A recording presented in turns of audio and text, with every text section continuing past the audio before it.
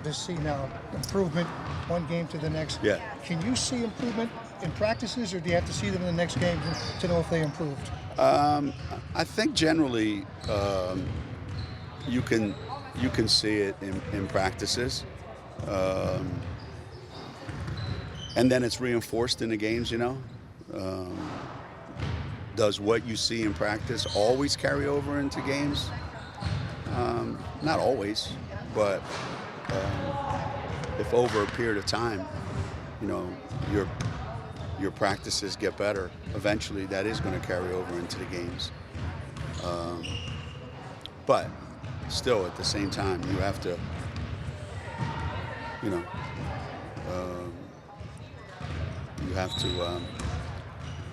have to do everything in the game that you've actually worked on and done in practice, and that's easier said than done. Have you seen the team respond since Monday in practice this week? Hey, for the last 2 weeks, practices have been pretty good. Practices have been really good. You get a lot done, a lot of positive stuff, a lot of energy from guys, and so there isn't anything that I would even have to complain about in our practices. It just has to translate over to games, and these next however many games. It's not a lot of gimmies thrown into all of them, given the teams in our league that we're playing. What can you say about South Florida? They're hard to play against this year. I don't know. It's funny that I think they're a better team than they were last year, and they're certainly harder to prepare for than they were 2 years ago, when you knew their offense was going to one spot. You knew who was going to take most of their shots. You knew what it was geared to. And now this year they've spread it around a lot, and they've got a really good mix. It took them a while to find themselves, because they added a lot of new players. But year in and year out, they're always one of the more difficult games to play because they're just so regimented. This is what we're going to do, and they just try to wear you down. It's like every play has 15 options to it, and you just got to chase them around. So it's a real challenge, especially when they have as many shooters as they have in the lineup at this point in time. Did you watch the South Carolina tape? Why? What do you take from that maybe you didn't see, or did you pretty much get everything out of watching it originally, or did you catch something on tape that you thought, okay, we can fix this, and moving forward to these last 6 games? There isn't, generally speaking, there isn't anything that you see on film that's like so glaring that you would go, we've got no way to fix this, or I had no idea this is going to happen. So, when you watch a film, you're looking at, what happened to cause that start of the game. What was the difference between the start of the game and the second quarter? So, if we did all of a sudden during the break between the first and second quarter change our entire offensive philosophy? No, we pretty much got the exact same shots. They just, so there were some defensive breakdowns at the beginning of the second half that led to a lot of open threes, but they still have to make them, So there were some things that obviously, that you would like to have back, that you would say, you know, I wish we had done this better. I wish we had done that differently. But, you know, when it's all said and done, I don't know anybody that's going to come in here, let's say, and beat us when we're number one in the country if they shoot 30% from the floor, whatever the case may be. So you can do everything right, and if the ball don't go in, you're going to lose. So we did a lot of things right, and the ball didn't go in, and you're not going to win. Sometimes it's as simple as that. I mean, going into the game, who would have thought that we would out-rebound them? But we did. Or that they would get 13 transition points when they're living off their transition. Or their second shots, which they're living off their second shots. So the things that we went into the game trying to accomplish, we did. But we also tried to make shots, and we did. So that's why I'm not going to, you know. Yeah, there's some things that were just ugly looking, but they're all fixable. They're all fixable. I'm not worried about that part of it at all. Your non-conference schedule next year is pretty filled up, but with your relationship with Jose going forward, would you like to keep USF on the schedule? I know that there's been some talk between Neil, who does a lot of our scheduling, and their people. So they've been talking back and forth. But, you know, a lot of things have to be ironed out because there's 20 conference games next year instead of 16. So that's 4 less non-conference games that we have. And we have a lot of commitments going forward. So when can that get cleared up? We'll see. But even beyond our relationship that we have with Jose, it's a relationship that we have with about 5,000 of our fans that show up every time we play there. That I'm sure I'm going to hear from them if we don't play down here. So we got to find a way to get at least one game in Florida on a regular basis, preferably during semester break, so I can go down there for 3 or 4 days. Not like this one where I'm down there for 24 hours. You know, we get there at 5 and we leave at 5.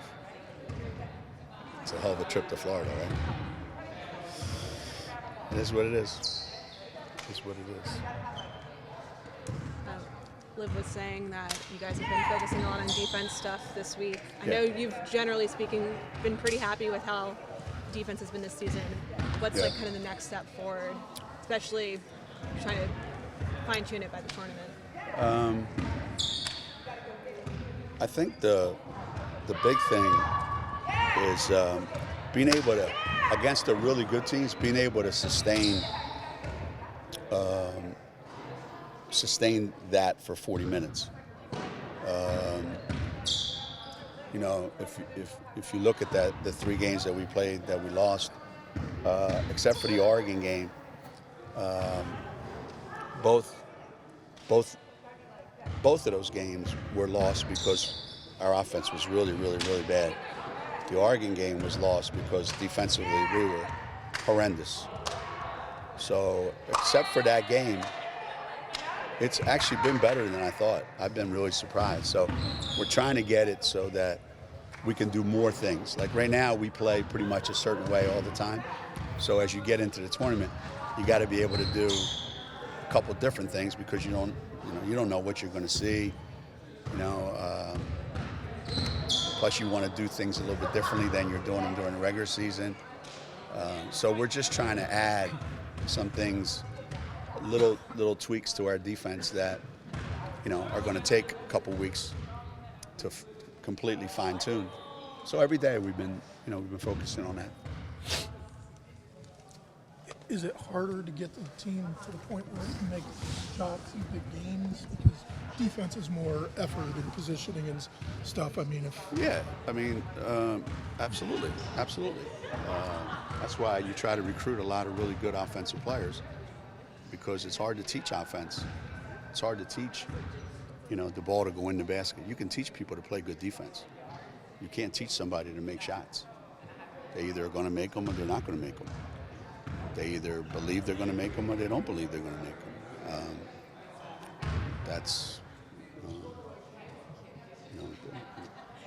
That's why you have so many high school Americans that go to college and they stink, because they get to college and they realize they can't make any shots, because all of a sudden everything's different. The defense is better, the intensity level's higher, the pressure's greater. So you really find out in college who can make shots and who can't, who can make them under pressure and who can't. How do you know that? You don't till, and sometimes you just need that one game. Isn't it funny? Isn't it funny that, in the USA game after the first quarter, we made a ton of shots. Sometimes you just need to get into a rhythm, and, once you see them start falling, boom, they all start falling.